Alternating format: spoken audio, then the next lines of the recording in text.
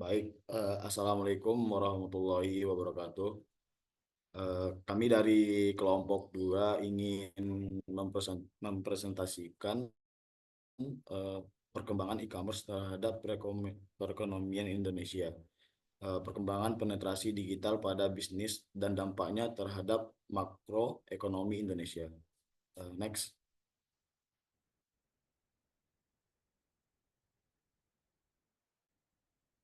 Di sini ada 5 anggota kelompok, yaitu dengan saya sendiri, Muhammad Akil dari Prodi Ekonomi Pembangunan, Muhammad Faras Daifullah dari Prodi Ekonomi Keuangan dan Perbankan, Claresta Cahya Kurani, Salsa Heza dari Prodi Ekonomi Keuangan dan Perbankan, Elba Glory dari Prodi Ekonomi Pembangunan, dan Ratna Puji Susanti dari Prodi Ekonomi Keuangan dan Perbankan. Next. Selanjutnya yaitu pendahuluan. Di sini kita akan membahas tentang perkembangan e-commerce nasional.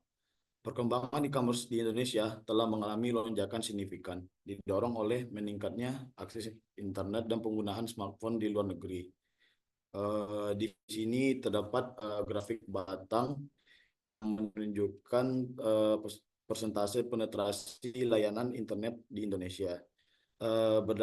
Berdasarkan generasi, generasi Z terlihat memiliki penetrasi tertinggi. Ini mengindikasikan bahwa generasi muda di Indonesia sangat akrab dengan teknologi internet dan menjadi target utama pasar e-commerce. Selanjutnya yaitu pemain utama bisnis e-commerce Indonesia. Di sini terdapat 4 e-commerce, yaitu Tokopedia, Bukalapak, Shopee, dan Lazada.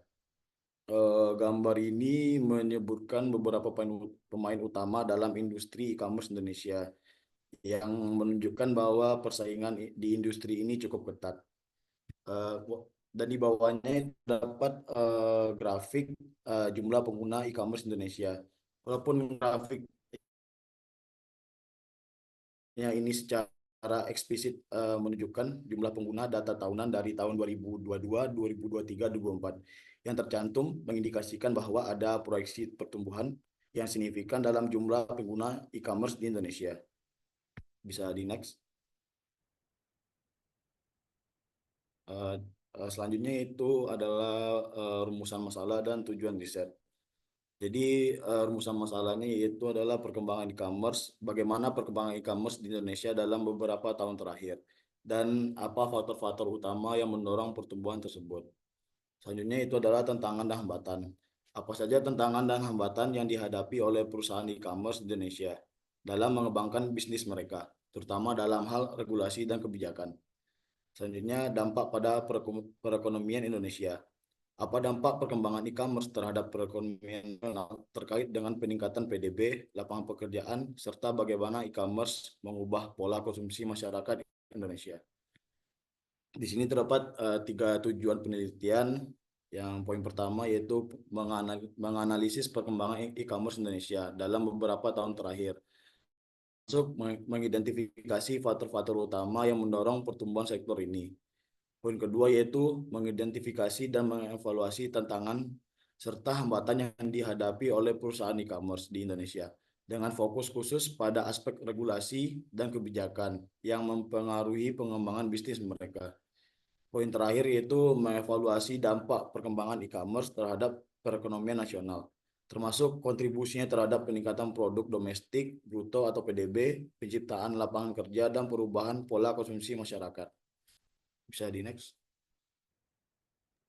Baik, saya akan menjelaskan landasan teorinya yang terdiri dari definisi, jenis, dan karakteristik e-commerce. Definisi e-commerce menurut Schneider 2015. Schneider 2015 mendefinisikan e-commerce sebagai aktivitas membeli dan menjual produk atau layanan melalui internet. Ia menekankan bahwa e-commerce tidak hanya mencakup transaksi bisnis, tetapi juga pertukaran informasi bisnis elektronik seperti katalog produk, email, dan transaksi keuangan. Untuk jenis-jenisnya ada 5. Yang pertama B2C atau business to consumer, contohnya Tokopedia dan Amazon. B2B atau business to business, contohnya Alibaba.com. Lalu C2C atau consumer to consumer, contohnya eBay dan OLX. Lalu C2B atau consumer to business, contohnya freelancer, dan yang terakhir B2G, business to government, yaitu contohnya penggandaan barang dan jasa melalui portal e-procurement. Lalu karakteristiknya, yang pertama yaitu global tech atau jangkauan global. Transaksi dilakukan lintas batas geografis menjangkau konsumen di berbagai negara. Lalu yang kedua, interactivity atau interaktivitas. Pelanggan dapat berinteraksi secara langsung dengan penjual melalui fitur e-commerce. Lalu yang ketiga, ubiquity atau keberadaan di mana-mana. Dengan luasnya layanan internet, e-commerce dapat diakses kapan saja dan di mana saja. Lalu yang keempat, personalization atau personalisasi pengalaman belanja. Lalu yang terakhir yaitu multimedia capability atau kemampuan multimedia. E-commerce dapat mendukung berbagai format media seperti gambar, video, dan teks. Ini semua untuk peningkatan user experience. Next.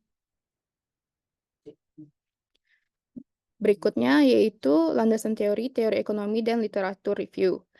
Dalam meninjau dampak dari perkembangan e-commerce terhadap perekonomian Indonesia, terdapat landasan teori baik dari teori ekonomi dan literatur review yang bertujuan untuk memberikan landasan atau riset dan analisis proyek yang disusun. Teori ekonomi dalam riset ini terbagi menjadi 3 teori. Yang pertama yaitu teori pertumbuhan ekonomi, menjelaskan bagaimana akumulasi modal, tenaga kerja, dan kemajuan teknologi mempengaruhi pertumbuhan PDB. Lalu yang kedua yaitu teori ekonomi digital, mengacu pada aktivitas ekonomi berbasis teknologi informasi dan komunikasi, e-commerce sebagai komponen utama.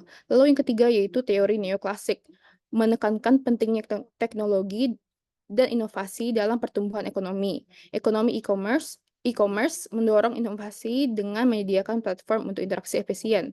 Untuk literatur reviewnya dari Geta Fetidianari tahun 2017.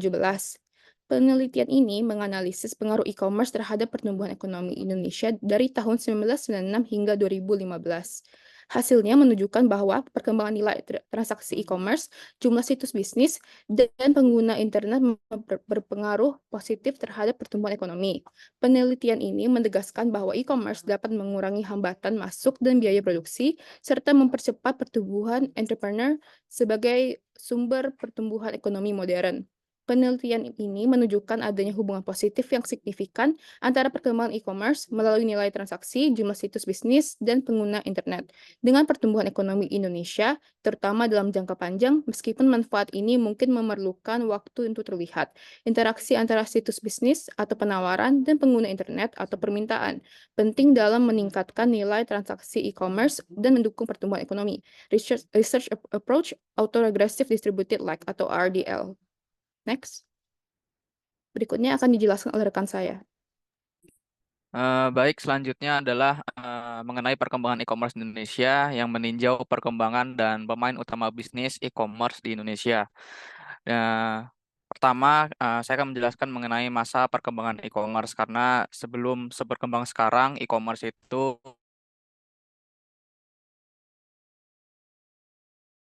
mengalami beberapa masa atau fase sebelum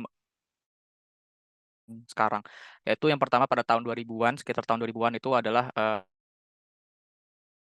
e-commerce itu sendiri. Jadi pada awal tahun 2000-an itu e-commerce sendiri belum banyak orang tahu ya, terutama untuk e-commerce sendiri itu hal yang baru di Indonesia. Jadi belum banyak company yang memperkenalkan fitur atau layanan e-commerce. Lalu yang kedua pada tahun 2010-an itu adanya lonjakan pertumbuhan e-commerce, di mana di sini tren untuk belanja online di kalangan masyarakat sudah mulai tumbuh gitu ya, sudah mulai awareness terhadap e-commerce sendiri. Lalu pada awal tahun 2020 itu ada perkembangan pelaku UKM. Jadi pada tahun ini lumayan signifikan ya, atau bisa dikatakan banyak pelaku UKM itu yang sudah membuka toko online yang bertujuan ini untuk memudahkan mereka untuk menjangkau lebih banyak pelanggan, dan yang seperti diketahui bahwa pada tahun 2020 juga Indonesia sedang dilanda pandemi COVID-19 yang pada waktu itu tren untuk berbelanja dari rumah itu cukup tinggi karena mobilitas yang terbatas dari masyarakat. Lalu yang keempat adalah tren paling baru atau tren terbaru, yakni belanja melalui media sosial. Di mana selain bermedia sosial, platform-platform tersebut sudah memunculkan fitur kita tuh bisa berbelanja, masyarakat bisa berbelanja dari media sosial. Media sosial tersebut seperti Instagram, TikTok, dan juga Facebook. Lalu di sini ada data dari Rakuten mengenai frekuensi belanja online negara Asia Tenggara yang menunjukkan bahwa Indonesia lumayan aktif ya dalam menggunakan e-commerce ya untuk kegiatan berbelanja online. Lalu di sini ada peta persaingan e-commerce dari Ipsos. Di sini saya mengambil top 4 atau yang pesaing bisnis di e-commerce yang paling top. Di sini saya ambil 4, Shopee, Tokopedia, Lazada, dan TikTok Shop. Ini data tahun 2023 di mana TikTok Shop dan juga Tokopedia belum menuntaskan mergernya. Jadi seperti yang kita lihat bahwa antara 4 pesaing bisnis dari e-commerce itu yang paling besar nilainya itu ada di Shopee, yang bisa ditinjau dari total live streaming awareness sebesar 96% dan live streaming share of value 44%. Jadi di sini live streaming share of value itu melihat brand lokal dan SMEs. Dan seperti kita ketahui juga bahwa di antara 4 ini dari e-commerce luar ya, dari Shopee. Sedangkan untuk Tokopedia sendiri yang perusahaan berasal dari Indonesia masih cukup tertinggal dari peta persaingan ini. Selanjutnya akan dijelaskan oleh rekan saya. Baik, selanjutnya adalah dampak e-commerce terhadap pertumbuhan ekonomi. Nah, efeknya kepada pertumbuhan ekonomi ini tuh pertama pada peningkatan PDB, di mana ini e-commerce mempermudah masyarakat untuk mengakses pembelian produk, baik itu produk lokal maupun produk impor secara cepat dan mudah. Jadi ini meningkatkan konsumsi domestik, yang mana menjadi komponen utama dalam perhitungan dari PDB. Jadi semakin banyaknya transaksi yang terjadi di platform e-commerce, maka semakin besar juga kontribusi yang masuk kepada PDB. Nah, ini dibuktikan dari penelitian Aula dan Soeharto tahun 2022, itu menunjukkan adanya penanaman modal asing yang masuk, jumlah penggunaan internet yang bertambah, dan nilai transaksi e-commerce yang memberikan pengaruh positif dan signifikan terhadap PDB di Indonesia. Maka menunjukkan bahwa peningkatan transaksi e-commerce ini dapat mendorong pertumbuhan ekonomi secara langsung. Kemudian juga membuka lapangan pekerjaan. Nah, e-commerce ini membuat perubahan signifikan terhadap penciptaan lapangan kerja di Indonesia, itu baik di sektor formal maupun informal. Dari meningkatnya transaksi e-commerce ini, permintaan akan tenaga kerja itu juga akan semakin meningkat, baik dalam bidang teknologi informasi, pemasaran digital, dan manajemen logistik juga meningkat. Nah, ini menciptakan banyak peluang kerja pada sektor formal dan dari individu yang memiliki keterampilan yang sesuai. Juga terdapat beberapa posisi seperti customer service, manajemen gudang, pengembangan perangkat lunak, dan pemasaran digital. Semuanya ini mendapatkan dorongan dari pertumbuhan e-commerce tersebut. Nah, pertumbuhan e-commerce ini mendorong peningkatan permintaan terhadap layanan logistik juga dan jasa pengiriman sehingga menciptakan lapangan pekerjaan bagi masyarakat. Dengan platform e-commerce, pelaku usaha kecil juga dapat menjangkau konsumen yang lebih besar tanpa perlu adanya investasi yang besar. Nah, ini menciptakan lapangan pekerjaan untuk mereka sendiri dan untuk pekerja lainnya untuk membantu operasional bisnis mereka tersebut. Dari banyaknya individu yang sebelumnya tidak memiliki akses pekerjaan atau tidak memiliki pekerjaan, dengan memulai usaha kecil ini, mereka dapat membukanya melalui platform e-commerce. Nah, ini termasuk menjual barang atau jasa secara online yang dapat membantu mengurangi angka kemiskinan dan meningkatkan pendapatan per kapita di Indonesia. Kemudian, dampaknya juga pada perubahan pola konsumsi masyarakat. E-commerce ini membawa perubahan yang signifikan pada konsumsi masyarakat di Indonesia. Dengan mudahnya akses dan banyak produk yang ditawarkan oleh e-commerce ini membuat konsumen dapat berbelanja kapan saja dan di mana saja. Juga menawarkan metode pembayaran yang mudah secara digital, ini memudahkan konsumen sehingga mengubah pola konsumsi belanja yang biasanya dapat dilakukan di akhir pekan atau akhir libur sehingga fleksibel sepanjang minggu. Nah, perubahan gaya hidup ini dengan penawaran seperti flash sale, gratis ongkir, dan diskon ini menarik sehingga banyak konsumen yang mengubah pola konsumsinya menjadi konsumtif. Nah, ini dapat direncanakan sehingga menciptakan gaya hidup yang konsumtif bagi masyarakat di Indonesia. Dapat dilihat pada grafik, itu terdapat nilai transaksi Harbolnas pada 2021 hingga 2023 dari Kementerian Perdagangan dan Kementerian Komunikasi dan Informatika, itu terdapat tren yang mengalami kenaikan, sehingga menunjukkan pola konsumsi yang mengalami peningkatan belanja pada platform e-commerce. Itu juga pada sumber pertumbuhan ekonomi dari kuartal 1 tahun 2024 dari Badan Pusat Statistik, itu terlihat bahwa konsumsi rumah tangga itu lebih banyak, lebih dominan. Dari banyaknya event seperti hari besar keagamaan dan promo dari berbagai platform itu mengurangi tingkat konsumsi masyarakat yang berdampak pada pertumbuhan ekonomi. Dapat di next, selanjutnya akan dijelaskan oleh rekan saya.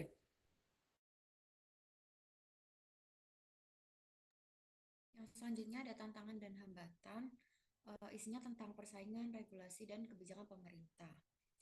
Yang pertama, tantangan bagi pengusaha pedagang atau pengusaha offline itu terdapat 4 macam persaingan, yaitu harga, perubahan perilaku konsumen, operasional, dan teknologi inovasi.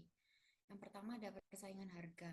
Persaingan harga ini pedagang offline seringkali kesulitan bersaing dengan harga yang ditawarkan oleh platform e-commerce karena platform online ini dapat menawarkan diskon yang besar karena volume penjualan yang tinggi dan biaya operasional yang lebih rendah.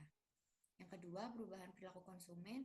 Di era yang serba digital juga tidak menutup kemungkinan bahwa perilaku perubahan konsumen ini juga ikut berubah, seperti malas keluar rumah, malas berinteraksi dengan orang banyak, tidak bisa menawar harga, dan lain sebagainya. Jadi itulah alasan mengapa konsumen ini semakin nyaman berbelanja secara online karena kemudahan dan kenyamanan yang ditawarkan. Hal lain juga dapat mempengaruhi, seperti yang tadi sudah dijelaskan di awal, konsumen ini bisa mengetahui estimasi pengiriman barang yang dibeli, pilihan produk yang lebih banyak, gratis ongkir, dan kemudahan dalam membandingkan harga antara satu toko dengan toko yang lain. Yang ketiga, biaya operasional.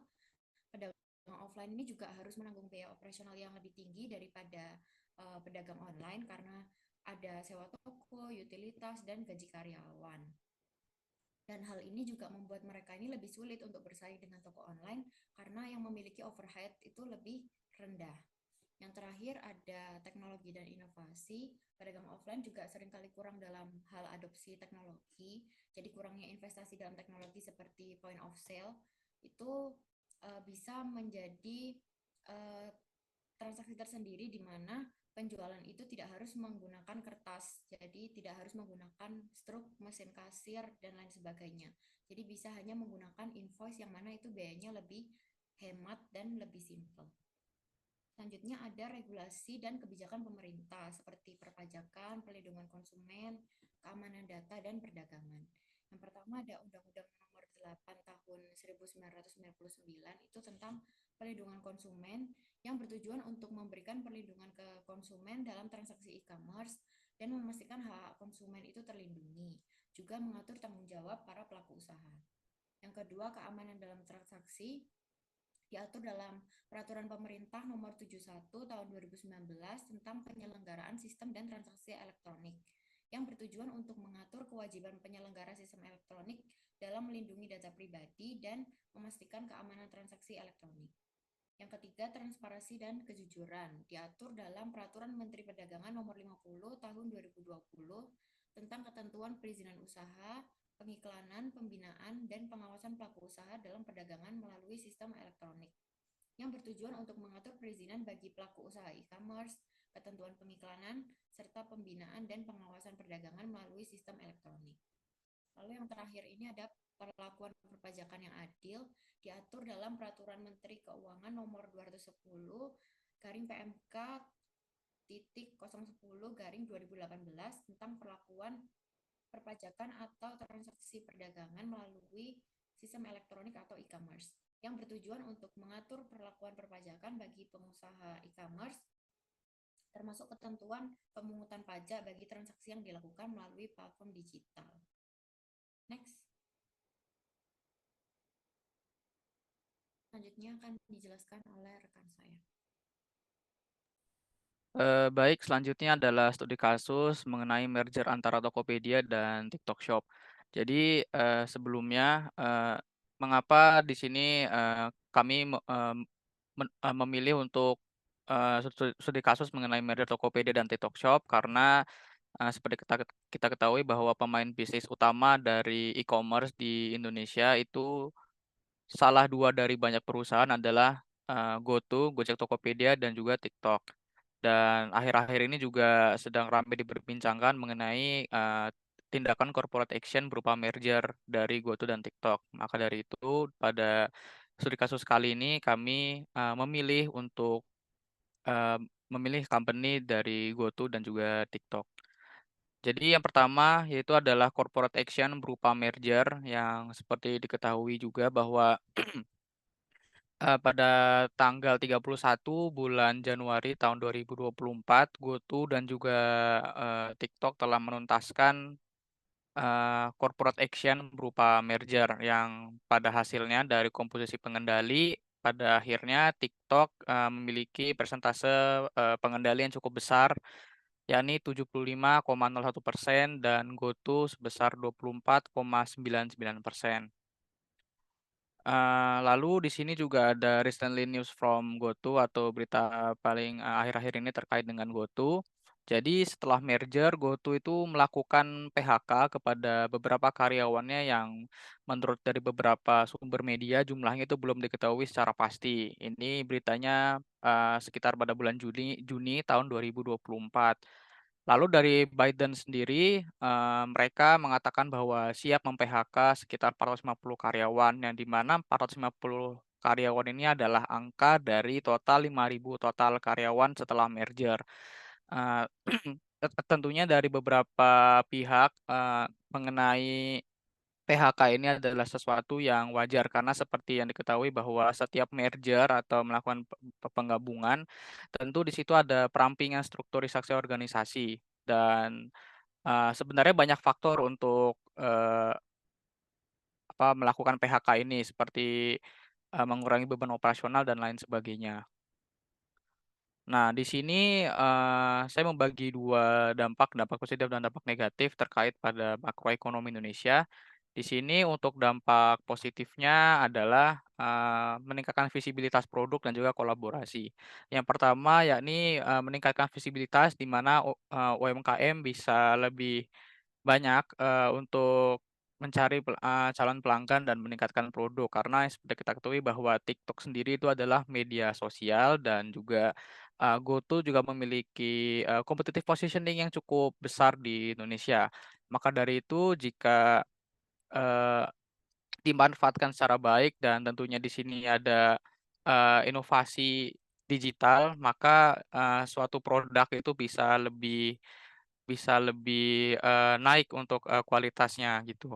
Dan di sini berdampak pada pertumbuhan ekonomi dan ekspor impor yang berkaitan dengan ekonomi terbuka.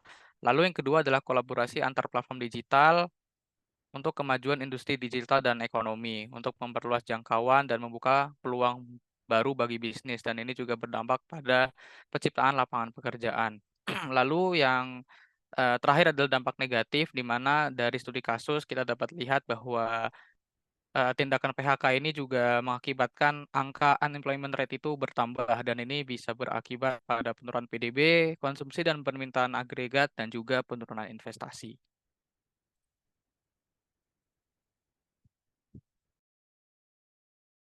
Selanjutnya itu kesimpulan dan rekomendasi. Kesimpulannya, perkembangan e-commerce di Indonesia telah membawa dampak yang sangat positif bagi perekonomian, seperti pertumbuhan ekonomi melalui peningkatan konsumsi, investasi, dan ekspor, menciptakan kerja baru, meningkatkan produktivitas bisnis, dan memberdayakan UMKM. Namun untuk mencapai potensi penuh dari sektor ini, perlu dilakukan penguatan infrastruktur digital, regulasi yang mendukung, peningkatan literasi digital, pengembangan logistik yang efisien, dan pemberdayaan UMKM. Selanjutnya itu rekomendasi. Di sini ada 3 poin. Yang pertama yaitu penguatan infrastruktur digital. Pemerintah perlu terus meningkatkan infrastruktur digital seperti jaringan internet yang stabil dan terjangkau, serta pengembangan pusat data. Poin kedua yaitu regulasi yang mendukung. Pembentukan regulasi yang jelas dan kondusif untuk pertumbuhan e-commerce akan memberikan kepastian hukum bagi pelaku usaha dan konsumen. Poin terakhir yaitu fokus pada logistik. Pengembangan infrastruktur logistik yang efisien dan terintegrasi akan mendukung pertumbuhan e-commerce, terutama di daerah-daerah terpencil.